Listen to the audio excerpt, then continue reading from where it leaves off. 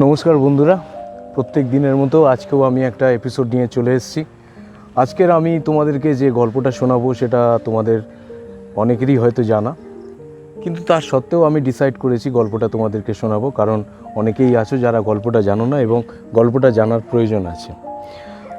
গল্পটার নাম হচ্ছে অভাগীর স্বর্গ, শরৎচন্দ্র চট্টোপাধ্যায়। তো শরৎচন্দ্র চট্টোপাধ্যায় সম্পর্কে নতুন করে বলার কিছু নেই, ওনাকে তোমরা সবাই চেনো কথা সাহিত্যিক হিসেবে। তো অভাগীর স্বর্গ যে গল্পটা, সেটা আমার চুজ করার অন্যতম কারণ হচ্ছে এই গল্পটার মধ্যে শরৎচন্দ্র চট্টোপাধ্যায় সেই সময়কার, এটা তো সেই স্বাধীনতার অনেক আগের সময়ে লেখা, তো সেই সময়ে আমাদের গ্রাম বাংলায় যেভাবে জাতপাতের যে সমস্যাগুলো ছিল, উঁচু জাত নিচু জাত আজকেও রয়েছে, কিন্তু সেই সময়ে অত্যধিক হারে ছিল। এবং ব্রাহ্মণ কায়স্থ এই সমস্ত যারা জাতিভুক্ত ছিল, তারা নিচের শ্রেণীর মানুষদের উপরে, বিশেষ করে দুলে বলো, বাগদি বলো, চাষি, কৃষক, এই সমস্ত যারা নিচু জাতের শ্রেণীর মানুষ রয়েছে, তাদেরকে এরা ভীষণভাবে ঘৃণা করতো। তো এবং সেক্ষেত্রে সেই মানবিকতাটুকু পর্যন্ত তারা হারিয়ে ফেলতো। তো আজকের গল্প সেই নিয়েই, আসো আমরা গল্পটা শুরু করি। ঠাকুরদাস মুখুজ্জের বর্ষীয়সী স্ত্রী 7 দিনের জ্বরে মারা গেলেন। বৃদ্ধ মুখোপাধ্যায় মহাশয় ধানের কারবারে অতিশয় সঙ্গতিপন্ন। তার 4 ছেলে 3 মেয়ে, ছেলে মেয়েদের ছেলেপুলে হইয়াছে, জামাইরা, প্রতিবেশীর দল, চাকর বাকর, সে যেন একটা উৎসব বাঁধিয়া গেল। সমস্ত গ্রামের লোক ধুমধামের শবযাত্রা ভিড় করিয়া দেখিতে আসিল। মেয়েরা কাঁদিতে কাঁদিতে মায়ের 2 পায়ে গাঢ় করিয়া আলতা এবং মাথায় ঘন করিয়া সিঁদুর লেপিয়া দিল। বধূরা ললাট চন্দনে চর্চিত করিয়া বহুমূল্য বস্ত্রে শাশুড়ির দেহ আচ্ছাদিত করিয়া দিয়া আঁচল দিয়া তাহার শেষ পতধূলি মুছাইয়া লইল। পুষ্পে পত্রে গন্ধে মাল্যে কলরবে মনে হইল না এ কোনো শোকের ব্যাপার। এ যেন বড় বাড়ির গৃহিণী 50 বর্ষ পরে আরেকবার নতুন করিয়া তাহার স্বামী গৃহে যাত্রা করিতেছেন। বৃদ্ধ মুখোপাধ্যায় শান্ত মুখে তাহার চিরদিনের সঙ্গিনীকে শেষ বিদায় দিয়া অলক্ষ্যে 2 ফোঁটা চোখের জল মুছিয়া শোকার্ত কন্যা ও বধূগণকে সান্ত্বনা দিতে লাগিলেন। প্রবল হরিধ্বনিতে প্রভাত আকাশ আলোড়িত করিয়া সমস্ত গ্রাম সঙ্গে সঙ্গে চলিল। আর একটি প্রাণী একটু দূরে থাকিয়া এই দলের সঙ্গী হইল। সে কাঙালির মা। সে তাহার কুটির প্রাঙ্গণের গোটা কয়েক বেগুন তুলিয়া ওই পথে হাটে চলিয়াছিল। এই দৃশ্য দেখিয়া আর নড়িতে পারিল না। রহিল তাহার হাটে যাওয়া, রহিল তাহার আঁচলে বেগুন বাঁধা। সে চোখের জল মুছিতে মুছিতে সকলের পিছনে শ্মশানে আসিয়া উপস্থিত হইল। গ্রামের একান্তে গরুর নদীর তীরে শ্মশান। সেখানে পূর্বাহ্নেই কাঠের ভার, চন্দনের টুকরো, ঘৃত, ধূপ, ধুনো প্রভৃতি উপকরণ সঞ্চিত হইয়াছিল। কাঙালির মা ছোট জাত, দুলের মেয়ে বলিয়া কাছে যাইতে সাহস পাইল না। তফাতে একটু উঁচু ঢিপির মধ্যে দাঁড়াইয়া সমস্ত অন্ত্যেষ্টিক্রিয়ার প্রথম হইতে শেষ পর্যন্ত উৎসুক আগ্রহে চোখ মেলিয়া দেখিতে লাগিল। প্রশস্ত ও পর্যাপ্ত চিতার পরে যখন সব স্থাপিত করা হইল, তখন তাহার রাঙা পা দুখানি দেখিয়া তাহার 2 চক্ষু জুড়াইয়া গেল। ইচ্ছা হইল ছুটিয়া গিয়া 1 বিন্দু আলতা মুছাইয়া লইয়া মাথায় দেয়। বহুকণ্ঠের হরিধ্বনির সহিত পুত্রহস্তের মন্ত্রপুত অগ্নি যখন সংযোজিত হইল, তখন তাহার চোখ দিয়া ঝরঝর করিয়া জল পড়িতে লাগিল। মনে মনে বারংবার বলিতে লাগিল, ভাগ্যিমানী মা তুমি স্বর্গে যাচ্ছ, আমাকেও আশীর্বাদ করে যাও, আমিও যেন এই কাঙালির হাতের আগুনটুকু পাই। ছেলের হাতের আগুন, সে তো সোজা কথা নয়। স্বামী, পুত্র, কন্যা, নাতি নাতনি, দাস দাসী, পরিজন সমস্ত সংসার উজ্জ্বল রাখিয়া এই যে স্বর্গারোহণ দেখিয়া তাহার বুক ফুলিয়া ফুলিয়া উঠিতে লাগিল। এ সৌভাগ্যের সে যেন আর ইয়ত্তা করিতে পারিল না। সদ্য প্রজ্বলিত চিতার অজস্র ধোঁয়া নীল রঙের ছায়া ফেলিয়া ঘুরিয়া ঘুরিয়া আকাশে উঠিতেছিল। কাঙালির মা ইহারই মধ্যে ছোট একখানি রথের চেহারা যেন স্পষ্ট দেখিতে পাইল। গায়ে তাহার কত না ছবি আঁকা, চূড়ায় তাহার কত না লতাপাতা জড়ানো, ভিতরে কে যেন বসিয়া আছে। মুখ তাহার চেনা যায় না, কিন্তু শিথির তাহার সিঁদুরের রেখা পদতল 2টি আলতায় রাঙানো। ঊর্ধ্বে দৃষ্টে চাহিয়া কাঙালির মায়ের 2 চোখে অশ্রুর ধারা বইতেছিল। এমন সময় একটি বছর 14-15 ছেলে তাহার আঁচলে টান দিয়া কইল, হেতায় তুই দাঁড়িয়ে আছিস মা, ভাত রাঁধবিনে। দেখো তখনকার দিনে ছেলেরা, মেয়েরা, বাচ্চারা তাদের বাবা মার ক্ষেত্রে মাকে বিশেষ করে তারা তুই বলতো, কারণ তুই একটা খুবই আবদারের শব্দ, তুই ভীষণ আদরের একটা জিনিস। তুই বলে ডাকাটার মধ্যে একটা অদ্ভুত ভালোবাসা রয়েছে। আমি দেখেছি আমার বাবাকে তার মাকে, মানে আমার ঠাকুমাকে আমার বাবা তুই বলে ডাকতো। তো এর মধ্যে একটা অদ্ভুত ভালোবাসা আছে। আর আরেকটা জিনিস তোমরা খেয়াল করে দেখো, এই যে শ্মশান যাত্রার যে দৃশ্যটা বর্ণনা করা হয়েছে, সেটা দেখো যে বড়লোক বাড়ির মানুষ মারা গেছে বলে তার শ্মশান যাত্রায় এত উল্লাস, এত কিছু, যে একজন সাধারণ গরিব মানুষ সেটা সে দেখছে যেন সে যেন ঈশ্বর দর্শন করছে, এরকম একটা সেই সময়কার সমাজ ব্যবস্থা ছিল। গরিব মানুষ খেতে পায় না, অথচ দেখো বড়লোক মানুষ চন্দন কাঠের চিতায় তাদেরকে অন্ত্যেষ্টিক্রিয়া করানো হচ্ছে। তো সে যাই হোক, বহু কণ্ঠের হরিধ্বনির সহিত পুত্র হস্তের মন্তর্পুত অগ্নি যখন সংযোজিত হইল, তখন তাহার চোখ দিয়া ঝরঝর করিয়া জল পড়িতে লাগিল। ততক্ষণে তার ছেলে চলে এসে তাকে জিজ্ঞেস করছে, মা ভাত রাঁধবিনে? মা চমকিয়া ফিরিয়া চাহিয়া কহিল, রাঁধবো খন রে? হঠাৎ উপরে অঙ্গুলি নির্দেশ করিয়া, অঙ্গুলি মানে আঙুল নির্দেশ করিয়া ব্যগ্রস্বরে কহিল, দেখ দেখ বাবা, বামুন মা ওই রথে চড়ে স্বর্গে যাচ্ছে। ছেলে বিস্ময়ে মুখ তুলিয়া কহিল, কই? ক্ষণকাল নিরীক্ষণ করিয়া শেষে বলিল, তুই খেপেছিস, ও তো ধোঁয়া। রাগ করিয়া কহিল, বেলা দুপুর বাজে, আমার খিদে পায় না বুঝি? এবং সঙ্গে সঙ্গে মায়ের চোখের জল লক্ষ্য করিয়া বলিল, বামুনদের গিন্নি মরেছে, তুই কেঁদে কেন মরছিস মা? কাঙালির মার এতক্ষণে হুঁশ হইল। পরের জন্য শ্মশানে দাঁড়াইয়া এইভাবে অশ্রুপাত করায় সে মনে মনে লজ্জা পাইল। এমনকি ছেলের অকল্যাণের আশঙ্কায় মুহূর্তে চোখ মুছিয়া ফেলিয়া একটুখানি হাসিবার চেষ্টা করিয়া বলিল, কাঁদব কিসের জন্য রে? চোখে তো ধোঁয়া লেগেছে বই। তো হ্যাঁ, ধোঁয়া লেগেছে বই, তুই কাঁদতেছিলি। মা আর প্রতিবাদ করিল না। ছেলের হাত ধরিয়া ঘাটে নামিয়া নিজেও স্নান করিল। কাঙালিকেও স্নান করাইয়া ঘরে ফিরিল। শ্মশান সৎকারের শেষটুকু দেখা তার আর ভাগ্যে জুটিল না। সন্তানের নামকরণকালে পিতামাতার মূঢ়তার বিধাতা পুরুষ অন্তরিক্ষে থাকিয়া, দেখো আরেকবার বলছি, সন্তানের নামকরণকালে পিতামাতার মূঢ়তায় বিধাতা পুরুষ আন্তরিক্ষে থাকিয়া অধিকাংশ সময় শুধু হাস্য করিয়াই ক্ষান্ত হন না, তীব্র প্রতিবাদও করেন। মানে এক্ষেত্রে বলতে চাওয়া হচ্ছে যে একটা বাচ্চার যখন নাম রাখা হয়, তখন সেই বাবা মা সেই যে নামটা রাখছে, সেই নামটা যে রাখা উচিত না সেটা ঈশ্বর ভাবছে উপর থেকে, কিন্তু তার কোনো প্রতিবাদ করতে পারছে না, কারণ তখনকার দিনের বাবা মারা এইরকমই নামকরণ করত। তাই তাহাদের সমস্ত জীবনটা তাহাদের নিজের নামগুলোই যেন আমরণ ভ্যাংচাইয়া চলিতে থাকে। কাঙালির মার জীবনের ইতিহাস ছোট, কিন্তু সেই ছোট কাঙাল জীবনটুকু বিধাতার এই পরিহাসের দায় হইতে অব্যাহতি লাভ করিয়াছিল। তাহাকে জন্ম দিয়া মা মরিয়াছিল, বাপ রাগ করিয়া নাম দিয়েছিল তাই অভাগী। তাহলে কাঙালির মা যখন জন্মেছিল তখন তার মা মারা গিয়েছিল, সেই জন্য কাঙালির বাবা রাগ করে কাঙালির মায়ের নাম দিয়েছিল অভাগী। মা নাই, বাপ নদীতে মাছ ধরিয়া বেড়ায়, তার না আছে দিন না আছে রাত, তবু যে কি করিয়া ক্ষুদ্র অভাগী একদিন কাঙালির মা হইতে বাঁচিয়া রইল, সে এক বিস্ময়ের বস্তু। যাহার সহিত বিবাহ হইল তার নাম রসিক বাঘ। বাঘের অন্য বাঘিনী ছিল, ইহাকে লইয়া সে গ্রামান্তরে উঠিয়া গেল। অভাগী তাহার অভাগ্য ও শিশুপুত্র কাঙালিকে লইয়া গ্রামেই পড়িয়া রহিল। তাহার সেই কাঙালি বড় হইয়া আজ 15 পা দিয়েছে, সবেমাত্র বেতের কাজ শিখিতে আরম্ভ করিয়াছে। অভাগীর আশা হইয়াছে আরও বছরখানেক তাহার অভাগ্যের সহিত জুঝিতে পারিলে দুঃখ ঘুচিবে। এই দুঃখ যে কি যিনি দিয়াছেন তিনি ছাড়া আর কেউই জানে না। কাঙালি পুকুর হইতে আঁচাইয়া আসিয়া দেখিল তাহার পাতের ভুক্তাবশেষে মা একটা মাটির পাত্রে ঢাকিয়া রাখিতেছে। আশ্চর্য হইয়া জিজ্ঞাসা করিল, তুই খেলি নে মা? বেলা গড়িয়ে গেছে বাবা, এখন আর খিদে নেই। ছেলে বিশ্বাস করিল না, বলিল, না খিদে নেই বই কি, কই দেখি তোর হাঁড়ি। এই ছলনায় বহুদিন কাঙালির মা কাঙালিকে ফাঁকি দিয়া আসিয়াছে। সে হাঁড়ি দেখিয়া তবে ছাড়িল, তাহাতে আর একজনের মতো ভাত ছিল। তখন সে প্রসন্ন মুখে মায়ের কোলে গিয়া বসিল।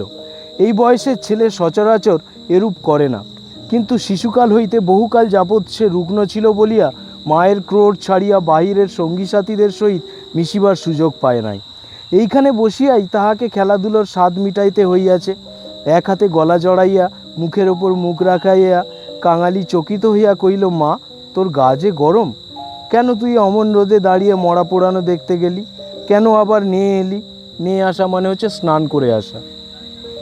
মরা পোড়ানো কি তুই? মা শশব্যস্তে ছেলের মুখে হাত চাপা দিয়ে কইল, ছি বাবা, মরা পোড়ানো বলতে নেই, পাপ হয়। সতীলক্ষ্মী মা ঠাকুরুন রথে করে স্বর্গে গেছে। ছেলে সন্দেহ করিয়া কইল, তোর এক কথা মা, রথে চড়ে কেউ নাকি আবার স্বর্গে যায়। মা বলিল, আমি যে চোখে দেখিনু কাঙালি। বামুন মা রথের উপর বসে তেনার রাঙা পা দুখানি যে সবাই চোখ মেলে দেখল রে। সবাই দেখলে? সবাই দেখলে। কাঙালি মায়ের মুখে ঠেস দিয়া বসিয়া ভাবিতে লাগিল। মাকে বিশ্বাস করাই তাহার অভ্যাস, বিশ্বাস করিতেই সে শিশুকাল হইতে শিক্ষা করিয়াছে। সেই মা যখন বলিতেছে সবাই চোখ মেলিয়া এত বড় ব্যাপার দেখিয়াছে, তখন অবিশ্বাস করিবার আর কিছুই নাই। খানিক পরে আস্তে আস্তে কইল, তাহলে তুইও তো মা স্বর্গে যাবি। বিন্দির মা সেদিন রাখালের পিসিকে বলতেছিল, কাংলার মার মতো সতীলক্ষ্মী আর দুলেপাড়ায় নেই। কাঙালির মা চুপ করিয়া রহিল। কাঙালি তেমনি ধীরে ধীরে কইতে লাগিল, বাবা যখন তোরে ছেড়ে দিলে তখন তোরে কত লোকে তো নিকে করতে সাদাসাদি করলে, কিন্তু তুই বললি না। বললি কাঙালি বাঁচলে আমার দুঃখ ঘুচবে, আমার নিকে করতে যাব কিসের জন্য? হ্যাঁ মা, তুই নিকে করলে আমি কোথায় থাকতুম? আমি হয়তো না খেতে পেয়ে একদিন মরেই যেতুম। নিকে করা মানে হচ্ছে বিয়ে করা। মা ছেলেকে দুই হাতে বুকে চাপিয়া ধরিল। বস্তুত সেদিন তাহাকে এ পরামর্শ কমলোকে দেয় নাই। যখন সে কিছুতেই রাজি হইল না, তখন উৎপাত উপদ্রব তাহার প্রতি সামান্য হয় নাই। সেই কথা স্মরণ করিয়া অভাগীর চোখ দিয়া জল পড়িতে লাগিল। ছেলে হাত দিয়া মুছাইয়া দিয়া বলিল, ক্যাঁথাটা পেতে দেব মা, শুবি? ক্যাঁথা মানে হচ্ছে কাঁথা। মা চুপ করিয়া রহিল। কাঙালি মাদুর পাতিল, কাঁথা পাতিল। মাচার উপর হইতে ছোট বালিশটা পাড়িয়া দিয়া হাত ধরিয়া তাহাকে বিছানায় টানিয়া লইয়া যাইতে মা কহিল, কাঙালি, আজ তোর আর কাজে গিয়ে কাজ নেই। কাজ কামাই করিবার প্রস্তাব কাঙালির খুব ভালো লাগিল, কিন্তু কহিল, জলপানির পয়সা দুটো তো তাহলে দেবে না মা? না দিগ্গে, আয় তোকে রূপকথা বলি। আর প্রলুব্ধ করিতে হইল না। কাঙালি তৎক্ষণাৎ মায়ের বুক ঘেঁষিয়া শুইয়া পড়িয়া কহিল, বল তাহলে। রাজপুত্তুর, কোটালপুত্তুর আর সেই পক্ষীরাজ ঘোড়া। অভাগী রাজপুত্র, কোটালপুত্র আর পক্ষীরাজ ঘোড়ার কথা দিয়ে আরম্ভ করিল। এ সকল তাহার পরের কাছে কতদিনের শোনা আর কতদিনের বলা উপকথা। কিন্তু কয়েক মুহূর্ত পরে কোথায় গেল তাহার রাজপুত্র আর কোথায় গেল তাহার কোটালপুত্র? সে এমন উপকথা শুরু করিল যাহা পরের কাছে তাহার শেখা নয়, নিজের সৃষ্টি। জ্বর তাহার যত বাড়িতে লাগিল, উষ্ণ রক্তস্রোত যত দ্রুত বেগে মস্তিষ্কে বহিতে লাগিল, ততই সে যেন নব নব উপকথার ইন্দ্রজাল রচনা করিতে লাগিল। তাহার বিরাম নাই, বিচ্ছেদ নাই। কাঙালির স্বল্প দেহ বারবার রোমাঞ্চিত হইয়া লাগিল। ভয়ে বিস্ময়ে পুলকে সে সজোরে মায়ের গলা জড়াইয়া তাহার বুকের মধ্যে যেন মিশিয়া যাইতে চাহিল। বাইরে বেলা শেষ হইল, সূর্য অস্ত গেল। সন্ধ্যার স্নান ছায়া গাঢ়তর হইয়া চরাচর ব্যপ্ত করিল, কিন্তু ঘরের মধ্যে আজ আর দীপ জ্বলিল না। গৃহস্থের শেষ কর্তব্য সমাধা করিতে কেহ উঠিল না। নিবিড় অন্ধকারে কেবল রুগ্ন মাতার অবাধ গুঞ্জন নিস্তব্ধ পুত্রের কর্ণে সুধাবর্ষণ করিয়া চলিতে লাগিল। সেই শ্মশান ও শ্মশান যাত্রার কাহিনী, সেই রথ, সেই রাঙা দুটি পা, সেই তার স্বর্গে যাওয়া। কেমন করিয়া শোকার্ত স্বামী শেষ পদধূলি দিয়া কাঁদিয়া বিদায় দিলেন, কি করিয়া হরিধরি দিয়া ছেলেরা মাতাকে বহন করিয়া লইয়া গেল। তারপরে সন্তানের হাতের আগুন, সে আগুন তো আগুন নয় কাঙালি, সে তো হরি। তোর আকাশ জোড়া ধোঁয়া তো ধোঁয়া নয় রে বাবা, সে তো স্বর্গের রথ। কাঙালি চরণ বাপ আমার। কেন মা, তোর হাতের আগুন যদি পাই বাবা, বামুন মার মতো আমিও স্বর্গে যেতে পাবো। কাঙালি অস্ফুটে শুধু কইল, যা, বলতে নেই। মা সে কথা বোধ করি শুনিতেও পাইল না। তপ্ত নিঃশ্বাস ফেলিয়া বলিতে লাগিল, ছোট জাত বলে তখন কিন্তু কেউ ঘেন্না করতে পারবে না মা, দুঃখী বলে কেউ ঠেকিয়ে রাখতে পারবে না। ইস, ছেলের হাতের আগুন, রথকে যে আসতেই হবে। ছেলে মুখের উপর মুখ রাখিয়া ভগ্নকণ্ঠে বলিল, বলিস নে মা, বলিস নে, আমার বড় ভয় করে। মা কইল, আর দেখ কাঙালি, তোর বাবাকে একবার ধরে আনবি, অমনি যেন পায়ের ধুলো মাথায় দিয়ে আমাকে বিদায় দেয়। অমনি পায়ে আলতা, মাথায় সিঁদুর, কিন্তু কে দেবে বাবা? তুই দিবি না রে কাঙালি, তুই আমার ছেলে, তুই আমার মেয়ে, তুই আমার সব। বলিতে বলিতে সে ছেলেকে একেবারে বুকে চাপিয়া ধরিল। অভাগীর জীবননাট্যের শেষ অঙ্ক পরিসমাপ্ত হইতে চলিল। বিস্তৃত বেশি নয়, সামান্যই। বোধ করি 30টা বৎসর আজও পার হইয়াছে কি হয় নাই, শেষ হইল তেমনি সামান্যভাবে। গ্রামে কবিরাজ ছিল না, ভিন্ন গ্রামে তাহার বাস। কাঙালি গিয়া কাঁদাকাটি করিল, হাতে পায়ে পড়িল, শেষে ঘটি বাধা দিয়ে তাহাকে 1 টাকা প্রণামী দিল। তিনি আসিলেন না, গোটাচারেক বড়ি দিলেন। তাহার কত কি আয়োজন! খল, মধু, আদার সত্ত্ব, তুলসী পাতার রস। কাঙালির মা ছেলের প্রতি রাগ করিয়া বলিল, কেন তুই আমাকে না বলে ঘটি বাধা দিতে গেলি বাপ? হাত পাতিয়া বড়ি কয়টি গ্রহণ করিয়া মাথায় ঠেকাইয়া উনানে ফেলিয়া দিয়া কইল, ভালো হইতো এতেই হব। বাগদি দুলের ঘরে কি কেউ কখনো ওষুধ খেয়ে বাঁচে? দেখো তখনকার দিনের মানুষের কি প্রেজুডিস, কি সমস্ত তাদের কুসংস্কার। তারা মনে করতো যে ভগবান সব ঠিক করে দেবে, ওষুধ খেয়ে কিছু হবে না। দিন দুই তিন এমনি গেল। প্রতিবেশীরা খবর পাইয়া দেখিতে আসিল। যে যাহা মুষ্টিযোগ জানিত, হরিণের সিংহসা জল গেঁটে করি পুড়াইয়া মধুতে মারিয়া চটাইয়া দেওয়া ইত্যাদি অবর্ত ঔষধের সন্ধান দিয়া যে যাহার কাজে চলে গেল। ছেলে মানুষ কাঙালি ব্যতিব্যস্ত হইয়া উঠিত। মা তাহাকে কাছে টানিয়া লইয়া কহিল, কবরেজের বাড়িতে গিয়ে কিছু হয় না বাবা, ওদের ওষুধে কাজ দেবে না, আমি এমনিই ভালো হব। কাঙালি কাঁদিয়া কহিল, তুই তো বড়ি খেলি নে মা, উনুনে ফেলে দিলি, এমনি কি কেউ সারে?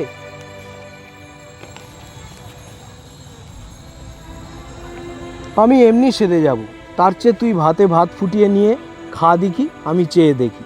কাঙালি এই প্রথম অপটু হস্তে ভাত রাঁধিতে প্রবৃত্ত হইল। না পারিল ফ্যান ঝাড়িতে, না পারিল ভালো করিয়া ভাত বাড়িতে। উনান তাহার জ্বলে না, ভিতরে জল পড়িয়া ধোঁয়া হয়। ভাত ঢালিতে গিয়া চারদিকে ছড়াইয়া পড়ে। মায়ের চোখে ছলছল করিয়া আসিল। নিজে একবার উঠিবার চেষ্টা করিল, কিন্তু মাথা সোজা করিতে পারিল না। শয্যায় লুটিয়া পড়িল। খাওয়া হইয়া গেলে ছেলেকে কাছে লইয়া কি করিয়া কি করিতে হয় বিধিমতে উপদেশ দিতে গিয়া তাহার ক্ষীণ কণ্ঠ থামিয়া গেল। চোখ দিয়া কেবল অবিরল ধারে জল পড়িতে লাগিল। গ্রামের ঈশ্বর নাপিত নারী দেখিতে জানিত। পরদিন সকালে সে হাত দেখিয়া তাহারই সম্মুখে মুখ গম্ভীর করিল, দীর্ঘ নিঃশ্বাস ফেলিল এবং শেষে মাথা নাড়িয়া উঠিয়া গেল। কাঙালির মা ইহার অর্থ বুঝিল, কিন্তু তাহার ভয়ে হইল না। সকলে চলিয়া গেলে সে ছেলেকে কহিল, এইবার একবার তাকে ডেকে আনতে পারিস বাপ? কাকে মা? আরে ওই যে রে, ও গায়ে উঠে গেছে। কাঙালি বুঝিল বাবাকে ডাকছে মা। অভাগী চুপ করিয়া রইল। কাঙালি বলিল, সে আসবে কেন মা? অভাগী নিজেই যথেষ্ট সন্দেহ ছিল, তথাপি আস্তে আস্তে কইল, গিয়ে বলবি মা শুধু একটু তোমার পায়ের ধুলো চায়। সে তখনই যাইতে উদ্যত হইলে সে তাহার হাতটা ধরিয়া ফেলিয়া বলিল, একটু কাঁদাকাটা করিস বাপ, বলিস মা যাচ্ছে। একটু থামিয়া কহিল, ফেরবার পথে অমনি নাপতে বৌদির কাছ থেকে একটু আলতা চেয়ে আনিস কাঙালি, আমার নাম করলেই সে দেবে, আমাকে বড় ভালোবাসে। ভালো তাহাকে অনেকেই বাসিত। জ্বর হওয়া অবধি মায়ের মুখে সেই কয়টা জিনিসের কথা এতবার এত রকম শুনিয়াছে যে সেইখান হইতে কাঁদিতে কাঁদিতে যাত্রা করিল। পরদিন রসিকদুলে সময় মতো যখন আসিয়া উপস্থিত হইল, তখন অভাগীর আর বড় জ্ঞান নাই। মুখের পরে মরণের ছায়া পড়িয়াছে। চোখের দৃষ্টি এ সংসারের কাজ সারিয়া কোথায় যেন অজানা দেশে চলিয়া গেছে। কাঙালি কাঁদিয়া কহিল, মা গো, বাবা এসেছে, পায়ের ধুলো নেবে নে? মা হয়তো বুঝিল, হয়তো বুঝিল না, হয়তো তাহার গভীর সঞ্চিত বাসনা সংস্কারের মতো তাহার আচ্ছন্ন চেতনায় ঘা দিল। এই মৃত্যু পথযাত্রী তাহার অবশ্য বাহুখানি শয্যার বাহিরে বাড়াইয়া হাত পাতিল। রসিক হতবুদ্ধির মতো দাঁড়াইয়া রহিল। পৃথিবীতে তাহারও পায়ের ধুলোর প্রয়োজন আছে? ইহাও কেহ নাকি চাহিতে পারে, তাহা তাহার কল্পনার অতীত। বিন্দির পিসি দাঁড়াইয়া ছিল। সে কহিল, দাও বাবা দাও, একটু পায়ের ধুলো দাও। রসিক অগ্রসর হইয়া আসিল। জীবনে সে স্ত্রীকে যে ভালোবাসা দেয় নাই, অসন বসন দেয় নাই, কোনো খোঁজ খবর করে নাই, মরণকালে তাহাকে সে শুধু একটু পায়ের ধুলো দিতে গিয়ে কাঁদিয়া ফেলিল। রাখালের মা বলিল, এমন সতীলক্ষ্মী বামুন কায়েতের ঘরে না জন্মে, ও আমাদের দুলের ঘরে জন্মালো কেন? এইবার এর একটু গতি করে দাও বাবা। ক্যাংলার হাতে আগুনের লোভে ও যেন প্রাণটা দিল। অভাগী অভাগ্যের দেবতা অগোচরে বসিয়া কি ভাবিলেন জানি না, কিন্তু ছেলে মানুষ কাঙালির বুকে গিয়া এ কথা যেন তীরের মতো বিধিল। সেদিন দিনের বেলাটা কাটিল, প্রথম রাত্রিটাও কাটিল, কিন্তু প্রভাতের জন্য কাঙালির মা অপেক্ষা করিতে পারিল না। কি জানি এত ছোট জাতের জন্য স্বর্গের রথের ব্যবস্থা আছে কি না, কিংবা অন্ধকার পায়ে হাঁটিয়াই তাহাদের রওনা হইতে হয়। কিন্তু এটা বুঝা গেল, রাত্রি শেষ না হইতেই এ দুনিয়ায় সে ত্যাগ করিয়া গেছে। কুটির প্রাঙ্গণে একটা বেলগাছ, একটা কুড়ুল চাহিয়া আনিয়া রসিক তাহাতে ঘা দিয়াছে কি দেয় নাই, জমিদারের দারোয়ান কোথাইতে ছুটিয়া আসিয়া তার গালে সশব্দে একটা চড় কষাইয়া দিল। কুড়ুল কাড়িয়া লইয়া কইল, শালা এ কি তোর বাপের গাছ আছে যে কাটতে লেগেছিস? রসিক গালে হাত বুলাইতে লাগিল। কাঙালি কাঁদো কাঁদো হইয়া বলিল, বাহ, এ যে আমার মায়ের হাতে পোতা গাছ দারোয়ানজি, বাবাকে খামোকা তুমি মারলে কেন? হিন্দুস্তানি দারোয়ান তাহাকে একটা অশ্রাব্য গালি দিয়া মারিতে গেল, কিন্তু সে নাকি তাহার জননীর মৃতদেহ স্পর্শ করিয়া বসিয়াছে, তাই অশৌচের ভয়ে তাহার গায়ে হাত দিল না। হাঁকাহাঁকিতে একটা ভিড় জমিয়া উঠিল। কেহই অস্বীকার করিল না যে বিনা অনুমতিতে রসিকের গাছ কাটতে যাওয়াটা ভালোই হয় নাই। তাহারাই আবার দারোয়ানজির হাতে পায়ে পড়িতে লাগিল। তিনি অনুগ্রহ করিয়া যেন একটু হুকুম দেন, কারণ অসুখের সময় যে কেউ দেখিতে আসিয়াছে কাঙালির মা তাহারই হাত ধরিয়া তাহার শেষ অভিলাষ ব্যক্ত করিয়া গেছে। দারোয়ান ভুলিবার পাত্র নয়, সে হাত মুখ না নাড়াইয়া জানিল এ সকল চালাকি আর তার কাছে খাটিবে না। জমিদার স্থানীয় লোক নহেন, গ্রামে তাহার একটা কাছারি আছে বটে, গোমস্তা অধর রায় তাহার কর্তা। লোকগুলো যখন হিন্দুস্তানিটির কাছে ব্যর্থ অনুনয় বিনয় করিতে লাগিল, কাঙালি ঊর্ধ্বশ্বাসে দৌড়িয়া একেবারে কাছারি বাড়িতে আসিয়া উপস্থিত হইল। সে লোকের মুখে শুনিয়াছিল পিয়াদারা ঘুষ খায়, তাহার নিশ্চয়ই বিশ্বাস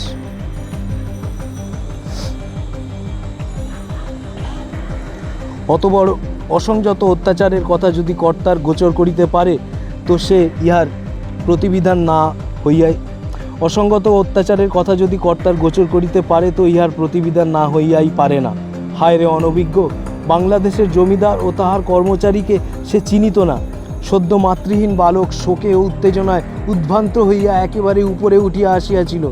অধর রায় সেইমাত্র সান্ধানিক ও যৎসামান্য জলযোগান্তে বাহিরে আসিয়াছিলেন। বিস্মিত ও ক্রুদ্ধ হইয়া কহিলেন, কে রে? আমি কাঙালি, দারোয়ানজি আমার বাবাকে মেরেছে। বেশ করেছে, হারামজাদা খাজনা দেয়নি বুঝি? কাঙালি কহিল, না বাবু মশাই, বাবা গাছ কাটতেছিল, আমার মা মরে গেছে। বলিতে বলিতে সে কান্না আর চাপিতে পারিল না। সকালবেলা এই কান্না কাটিতে অধর অত্যন্ত বিরক্ত হইলেন।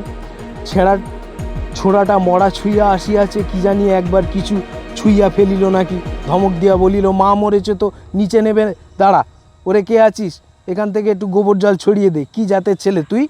কাঙালি সবাই প্রাঙ্গণে নামিয়া দাঁড়াইয়া কহিল, আমরা দুলে। অধর কহিলেন, দুলে? দুলের মরার কাঠ কি হবে শুনি? কাঙালি বলিল, মা যে আমাকে আগুন দিতে বলে গেছে। তুমি জিজ্ঞেস করো না বাবু মশাই, মা যে সবাইকে বলে গেছে, সকলে শুনেছে যে। মায়ের কথা বলিতে গিয়া তাহার অনুক্ষণের সমস্ত অনুরোধ উপরোধ মুহূর্তে স্মরণ হইয়া কণ্ঠ যেন তাহার কান্নায় ফাটিয়া পড়িতে লাগিল। অধর কহিলেন, মাকে পোড়াবি তো গাছের দাম 5 টাকা আনগে, পারবি? কাঙালি জানিত তাহা অসম্ভব।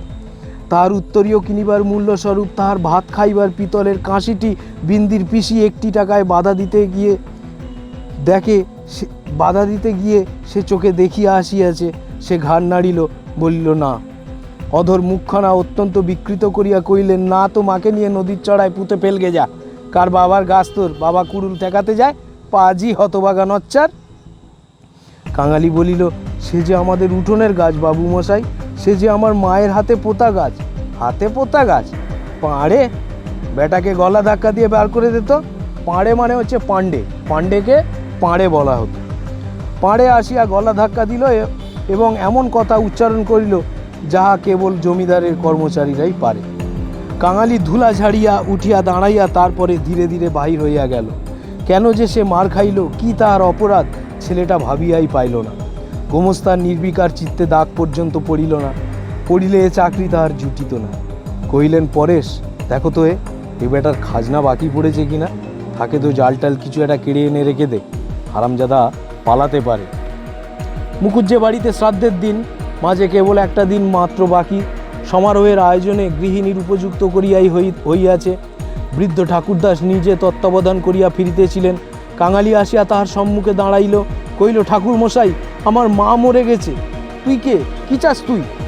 আমি কাঙালি, মা বলে গেছে তেনাকে আগুন দিতে, তা দিগে না। কাছারির ব্যাপারটা ইতিমধ্যেই মুখে মুখে প্রচারিত হইয়া পড়িয়াছিল। একজন কহিল, ও বোধহয় একটা গাছ চাই। এই বলিয়া সে ঘটনাটা প্রকাশ করিয়া কহিল। মুকুজ্জে বিস্মিত ও বিরক্ত হইয়া কহিল, শোনো আবদা, আমারই এত কাঠের প্রয়োজন, কাল বাদে পরশু কাজ, যা এখানে কিছু হবে না, এখানে কিছু হবে না, যা। এই বলিয়া অন্যত্র প্রস্থান করিলেন। ভট্টাচার্য মহাশয় অদূরে বসিয়া ফর্দ গড়িতেছিলেন। তিনি বলিলেন, তোদের যেতে কে হবে আবার পোড়ায় রে? আচ্ছা, তিনি বলছেন তোদের যেতে কে আবার পোড়ায় রে, মানে তোদের যাতে কে আবার পোড়ায় রে? যা মুখে একটু নুড়ে জেলে দিয়ে নদীর চড়ায় মাটি দেগে। নুড়ো মানে হচ্ছে খড়কুটো নিয়ে জ্বালিয়ে মুখে একটুখানি ছুঁয়ে দেওয়াটাকে বলা হয় যে মুখে আগুন ছোঁয়ানো। তো সেটাকে বলা হয় যে নুড়ো জেলে দেওয়া। মুখোপাধ্যায় মহাশয়ের বড় ছেলে ব্যস্ত সমস্ত ভাবে এই পথে কোথায় যাইতেছিলেন। সব ব্যাটারি এমন বামুন কায়েত হতে চায় বলিয়া কাজের ঝোঁকে আর কোথায় চলিয়া গেলেন। কাঙালি আর প্রার্থনা করিল না। এই ঘণ্টা দুয়েকের অভিজ্ঞতায় সংসারে সে যেন একেবারে বুড়ো হইয়া গিয়েছিল। নিঃশব্দে ধীরে ধীরে তার মরা মায়ের কাছে গিয়ে উপস্থিত হইল। নদীর চরে গর্ত খুঁড়িয়া অভাগীকে শোয়ানো হইল। রাখালের মা কাঙালির হাতে একটা খড়ের আঁটি জ্বালিয়া দিয়া তাহারই হাত ধরিয়া মায়ের মুখে স্পর্শ করাইয়া ফেলিয়া দিল। তারপরে সকলে মিলিয়া মাটি চাপা দিয়া কাঙালির মায়ের শেষ চিহ্নটুকু বিলুপ্ত করিয়া দিল। সবাই সকল কাজে ব্যস্ত। শুধু সেই পোড়া খড়ের আঁটি হইতে যে স্বল্প ধোঁয়াটুকু ঘুরিয়া ঘুরিয়া আকাশে উঠিতেছিল, তাহারই প্রতি পলকহীন চক্ষু পাতিয়া কাঙালি ঊর্ধ্বদৃষ্টে স্তব্ধ হইয়া চাহিয়া রহিল। তাহলে দেখো, তখনকার দিনের সমাজে যারা গরিব মানুষ ছিল, যারা নিচু জাতের ছিল, তাদেরকে কত কষ্ট করতে হয়েছিল। কিন্তু একটা জিনিস, ব্রাহ্মণ কায়স্থ এদের যে অত্যাচারগুলো ছিল, সেইগুলো শরৎচন্দ্র চট্টোপাধ্যায় নিজে ব্রাহ্মণ হয়েও কিন্তু তিনি সমাজের চোখে মানুষের কাছে সেই জিনিসগুলো তুলে ধরেছিলেন। তো আজকের এই ছিল আমাদের গল্প অভাগীর স্বর্গ। এই গল্পটা অনেকেই তোমরা ক্লাসে পড়ে থাকবে হয়তো, বা পড়বে। তো যখন পড়বে তখন তোমাদের আমার আজকের এই পড়াটা হয়তো কিছুটা হলেও সাহায্য করবে। নমস্কার, ধন্যবাদ, আজকের মতো বিদায়।